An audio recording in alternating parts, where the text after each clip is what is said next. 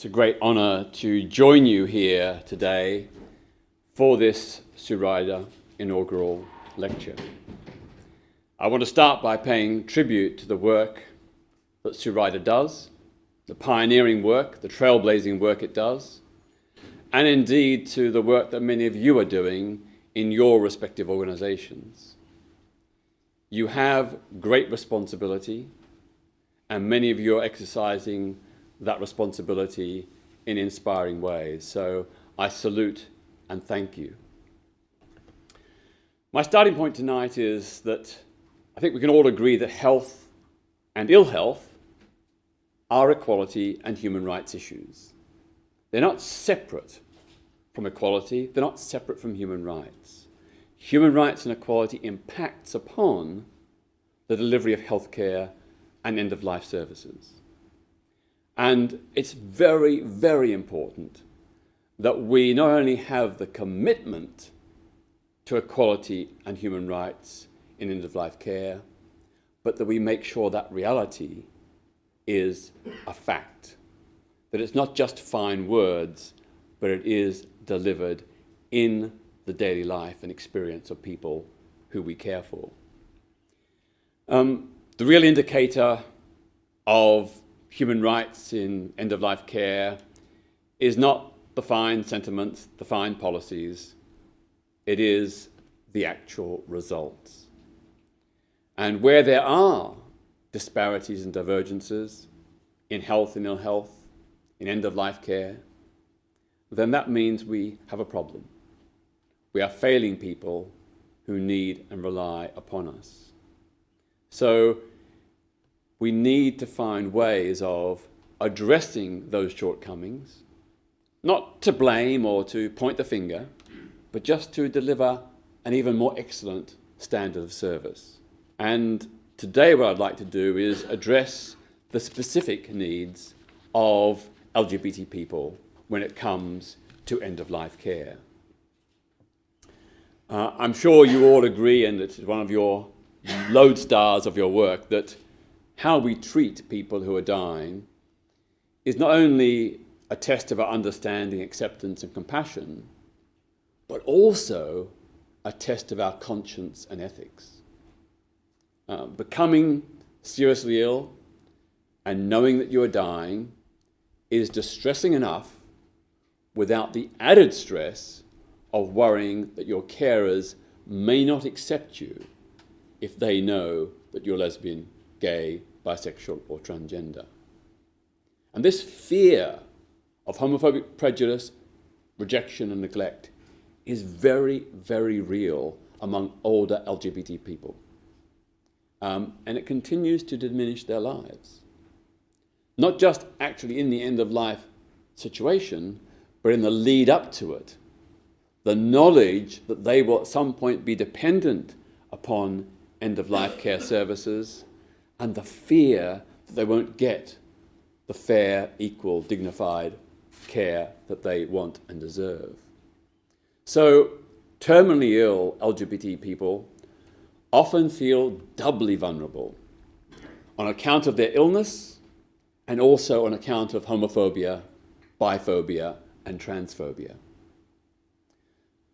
I think there has been progress in healthcare in general and end-of-life services in particular, but I also know from anecdotal and reports that have come in that there is still a considerable way to go to ensure treatment and support without prejudice. So, well done for the progress that's been made. But let's just be critical, self-critical, and just check ourselves. Are we doing all we could do?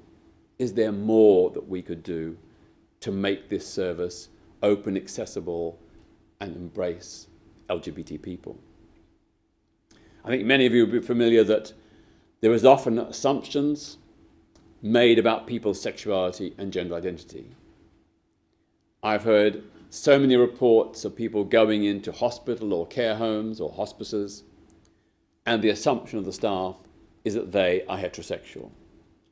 If it's a woman, there'll be questions asked about her husband.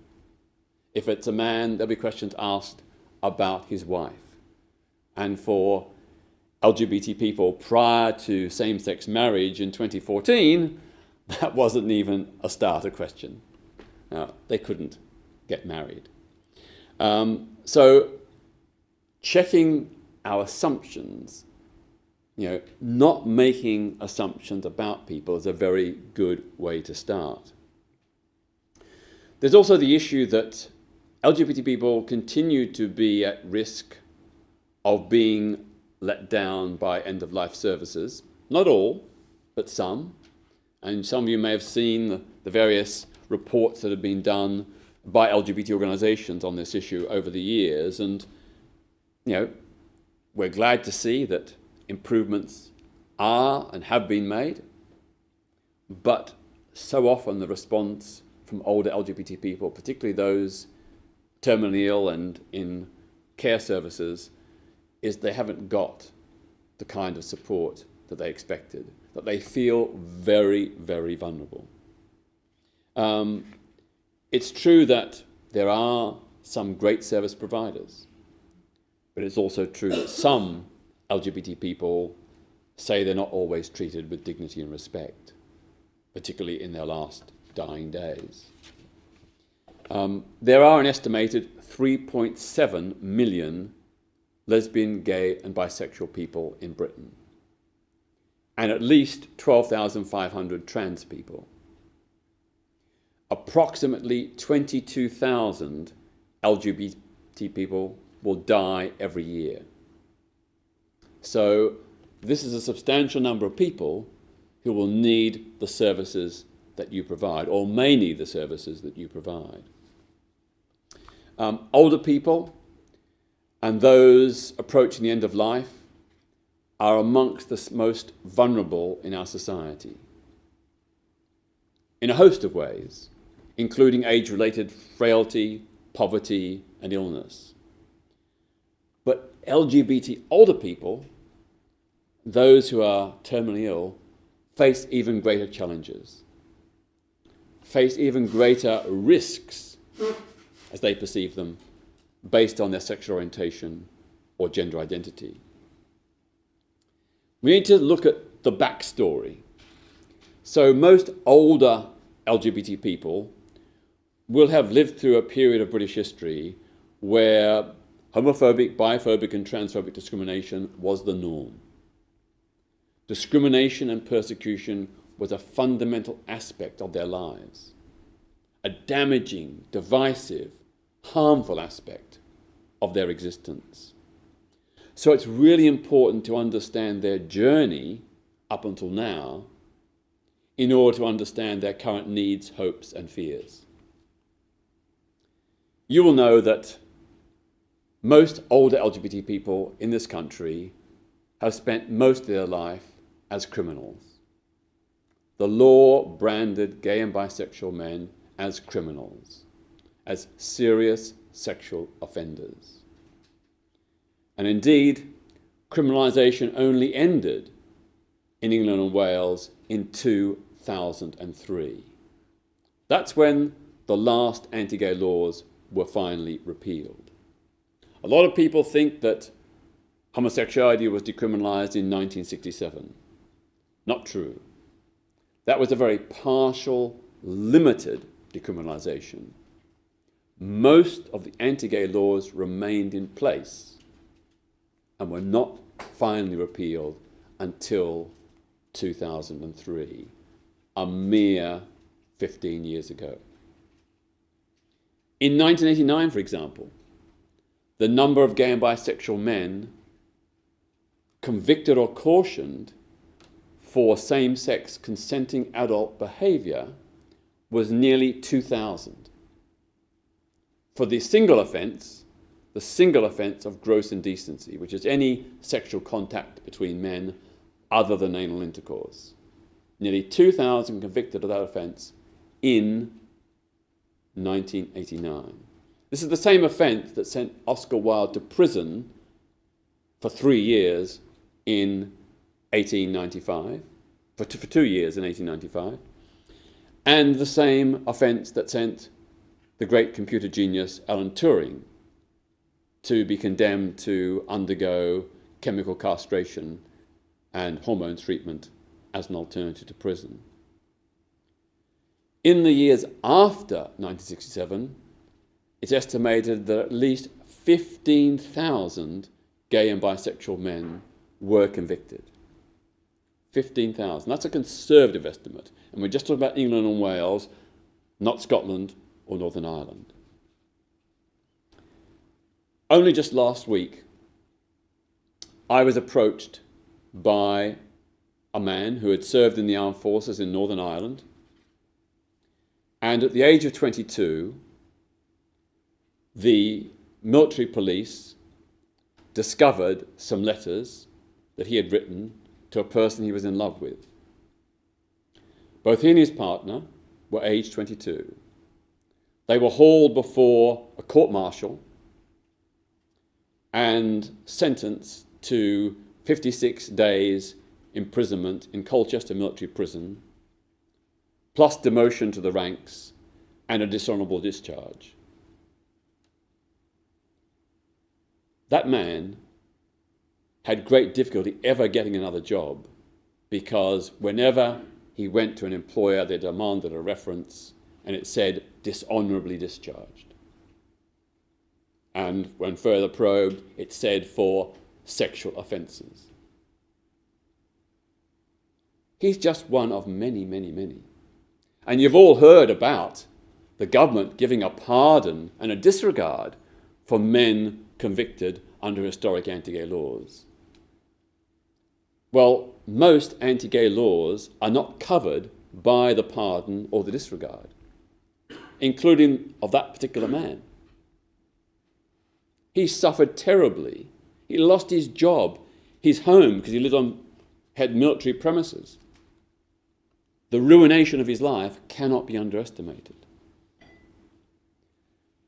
And when he discovered only 2 weeks ago that he had been refused a pardon or a disregard, that his conviction still stands and will not be disregarded, despite what the government has promised, he was heartbroken. It's plunged him in to severe depression. Again, he thought he had hope that finally he'd get some justice, and it's been knocked back. Criminalisation wasn't the only thing. Up until 1975 in this country, gay and bisexual men were often pressured, either by the courts, the police, or family or friends, to undergo aversion therapy to cure their homosexuality. This was done by the National Health Service at public expense, paid for by the taxpayer. And what did this involve? It involved a man, because usually with men, there are very few lesbian cases, but a handful, and a handful of trans cases as well, but mostly bisexual men or gay men. They would be strapped to a hospital bed or chair, wired with electrodes, then shown naked or erotic images of men and given electric shocks. The idea being to associate in their mind that homosexuality was something unpleasant and distasteful. This is like an absurd, distortion of Pavlov's theory or Skinner's behaviourist theories. The other alternative was nausea inducement by drugs. So a person would be strapped to a bed or to a chair, given nausea-inducing drugs, and then shown gay erotic imagery. And they would vomit, they'd defecate, they'd urinate, they would feel physically and mentally sick. And again, the idea was to cure them of this perversion. It didn't work, and I know of at least one man who died under this aversion therapy. And no doctor was ever held accountable. Because in those days, it was seen to be legitimate. The social view was that homosexuality was a problem, a sickness, an illness. It required treatment, and whatever it took. The Nazis tried to eradicate homosexuality and did experiments not dissimilar, well, sort of similar to what was being done in aversion therapy in the UK. What an indictment that our National Health Service, paid for by the taxpayer, was doing these brutal treatments. Now, overall, the number of men who actually suffered aversion therapy was relatively small. But there was always the fear that you might be the next one. Or the courts might say it's either prison, a year, 2 or 3 or 5 years prison, or you undergo this aversion therapy. Aside from criminalisation, it was lawful to sack a person because of their sexuality or gender identity from their job until 2004. You could be sacked from your job, an employer could refuse to hire you, you could be demoted, transferred, denied promotion. That was perfectly lawful until employment protection came in 2004. Right up until 2008, it was lawful for a landlord to refuse to rent a property to a gay, lesbian, bisexual or transgender person. It was lawful for a pub or restaurant to refuse to serve an LGBT person. Only a decade ago did that change. There was no recognition of any kind of same-sex relationships until the Civil Partnerships Act of 2004, and then later same-sex marriage in 2014. But up until that time in law, same-sex relationships did not exist. People who'd been together, like friends I've known, who were together for 50 and 60 years, had no legal rights, no legal recognition. Their love, their commitment did not exist. Trans people could not get any legal, lawful change of their gender identity until the Gender Recognition Act of 2004. Many of you may recall from history the case of April Ashley, the trans Vogue model in the 1950s and 60s. They didn't know she was trans. She was regarded as one of the most beautiful women in the world. But she had succeeded in marrying the man she loved because the registry office didn't realize that she was trans. But when that relationship broke down and she sought to have a settlement with her husband, as you probably have heard, there was a huge furore. How did she ever do this? Why did she ever do this? We must change the law. And so in 1971, the ban on same-sex marriage was introduced in this country. Up until that time, in technical terms, there was no prohibition on same-sex marriage. The 1949 Marriage Act did not stipulate that male and female persons only can marry. It just said 2 persons. When it comes to hate crime, about 1/3 of LGBT people in this country have been victims of homophobic, biphobic, or transphobic hate crime. That's about 1 million people. And some of them, not once, but twice, 3 times, or 4 times in their life. Particularly older people, particularly the kind of people who would come into end-of-life care.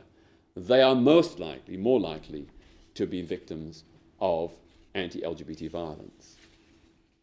So that's the context in which we must look at the experience and life of people coming in to end-of-life care who are LGBT. They come into it having had a history, a life of anti-LGBT ostracism, rejection, and persecution.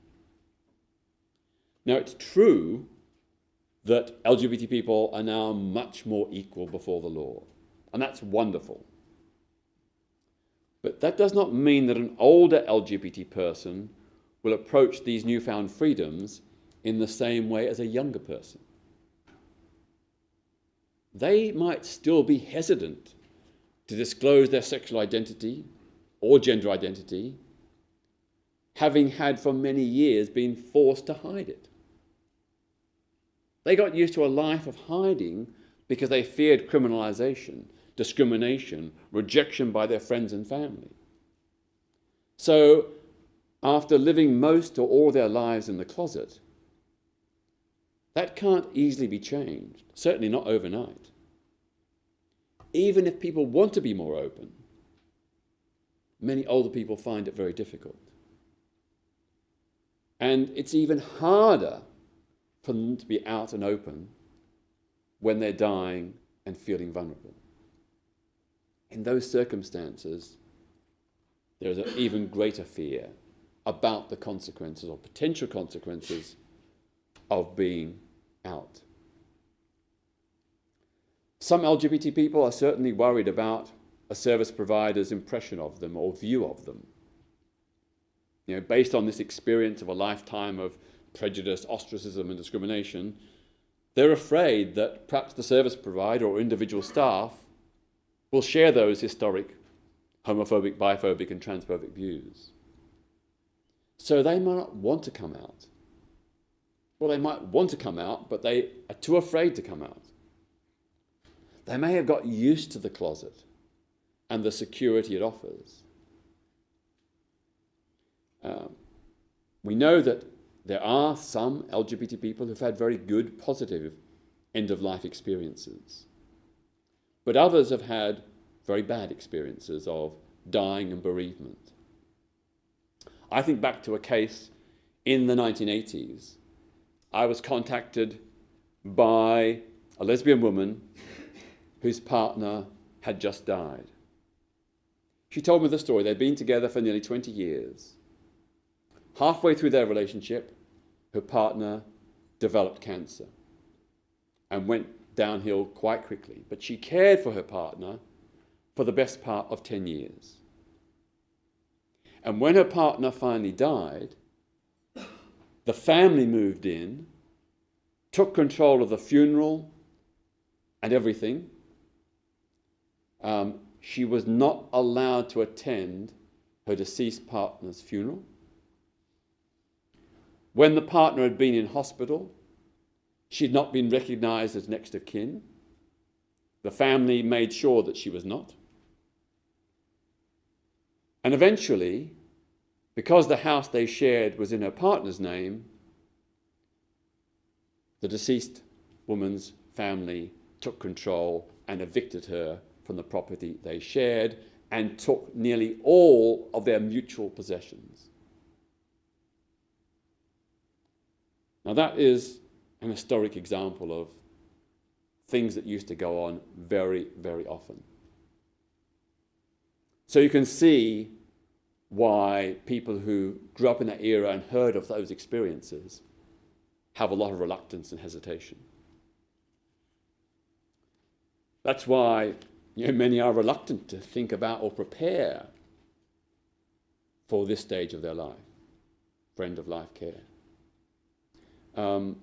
Many, because of their own circumstances, have become fiercely independent and protective.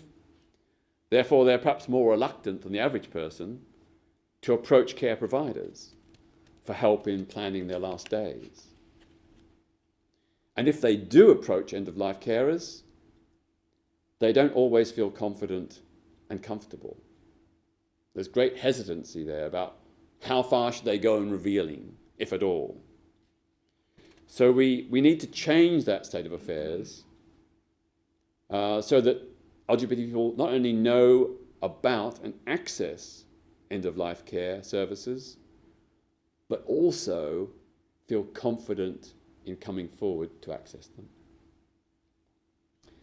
It's probably arguable that the need for end-of-life care is statistically greater for LGBT people than the general population. Older LGBT people have particular needs and particular requirements based on certain factors. So just to give a few, 80% of LGBT people will age as single people, compared to only 40% of the general population who will age as single people. 75% of older LGBT people live alone, compared to only 33% of the general population. 90% of LGBT people who are older and senior citizens have no children, compared to only 20% of the general population. So you can see that isolation and the lack of family support and partner support is intrinsic to the vast majority of LGBT people. So that's an issue we need to bear in mind when we're talking about end-of-life care services. We need to look at those differences, recognize those differences, and of course, work to overcome them. It isn't easy. There are challenges, but as many of you have shown, it is doable. Many of you are striving and succeeding in the services you provide to address all these particular needs of LGBT people. And that is really, really important, really valuable, and hopefully, if you're not doing it, you can learn from other organizations that can. Or if you're doing it, perhaps you can learn from other organizations that are doing it even better, and that you will have the same excellence and quality care as others also provide. I think it is worth reiterating a number of points. Now, forgive me if you're already doing these things, but I want to make the points just to confirm, and so that if you're not, then you can perhaps have a think about them. I know from the little research that has been done that we need to be open to the fact that some end-of-life care providers do have good intentions, but they're simply unsure or unaware of LGBT issues. It's not because they're deliberately failing. You're all in the caring professions. You are motivated by love and compassion. None of you are failing deliberately, but maybe there just isn't the awareness. Maybe there isn't the knowledge, or simply the uncertainty of how to approach these issues. So what is very important is that end-of-life services do go out of their way to support and educate staff, to ensure that those staff do understand these issues. And this is particularly important because significant numbers of people in caring professions nowadays often come from other countries where there isn't the same awareness and understanding of LGBT issues. This isn't to blame them or scapegoat them or to say they're wrong or bad. It's just they've come from a culture in a country like Eastern Europe or maybe Africa where there isn't the same knowledge and understanding of LGBT issues. So it's really important that end-of-life services go out of their way to educate the staff, to make sure that those who come from different backgrounds are up to speed. The Equality Act's public sector equality duty places a very clear legal onus on providers to make services fully accessible and to ensure no discrimination. And it's true that care services do, I think, pretty much universally have equal opportunities policies. The question we have to check is, how are those policies translated into action? We need to have an equality audit in our organisations, an audit of our equality delivery for LGBT people. And there are various things that are pretty obvious, but things that can be done to help make services more LGBT friendly and accessible. So, great to have the equal opportunities policy, but let's look at what else could be done. And here's a few ideas, and forgive me if you're already doing them. Where appropriate, it may be good to refer older LGBT people to relevant LGBT organisations. Organisations that perhaps might address their particular needs or provide a social function. When people are in a situation where they're emotionally and physically vulnerable, where they're suffering from great ill health, to have some kind of social support, like a visitation, is really important. And if they haven't got family, if they haven't got many friends, getting someone from the local LGBT organisation to visit can be a great reassurance. I know this from people I've heard who've been in end-of-life care. To have a visit from someone who's identifiably LGBT makes a difference for some people, at least.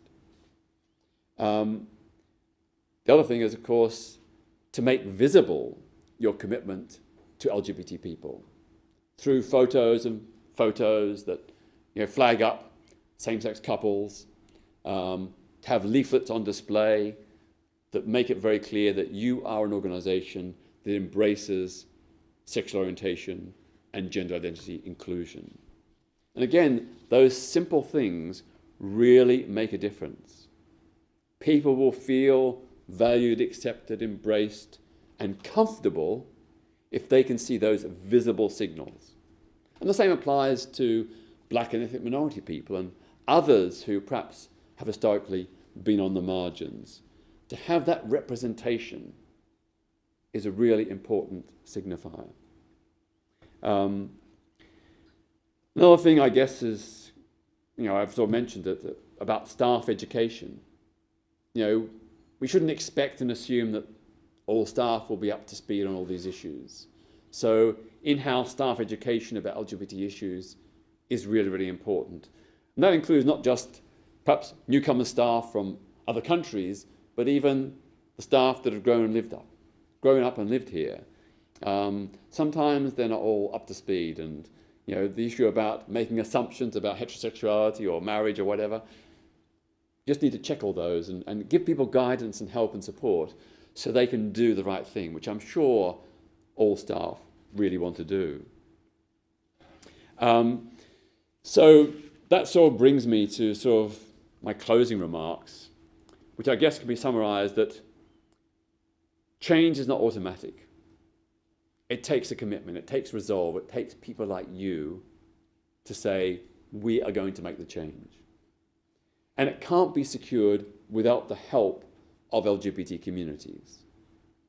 Consulting with and liaising with LGBT communities is really important as a part of service delivery. To hear the feedback from LGBT organisations, particularly those who specialise in older LGBT people, can really help you and make a difference. So the LGBT disabled group Regard has done some really groundbreaking work in this field. And so have older LGBT persons groups, including Opening Doors and Age UK's LGBT network. They've got experience, knowledge, and the people who will help and guide you and support you. The needs of older LGBT people can be best addressed when it's in collaboration with LGBT people themselves, LGBT groups, and with an understanding of diverse LGBT experiences. That's the way you get the best possible end-of-life care. And of course, it works the other way. LGBT communities have a duty to engage with you, the professionals. They have to hear your concerns and address the issues that you feel are important as well. So we need all of us working together. So all of you who are working in the care and end-of-life sector, we need you to become champions for LGBT equality in your workplace and in your service provision. We need you to link up with local LGBT groups and national organisations to build coalitions for equality. That way, you can be the change makers.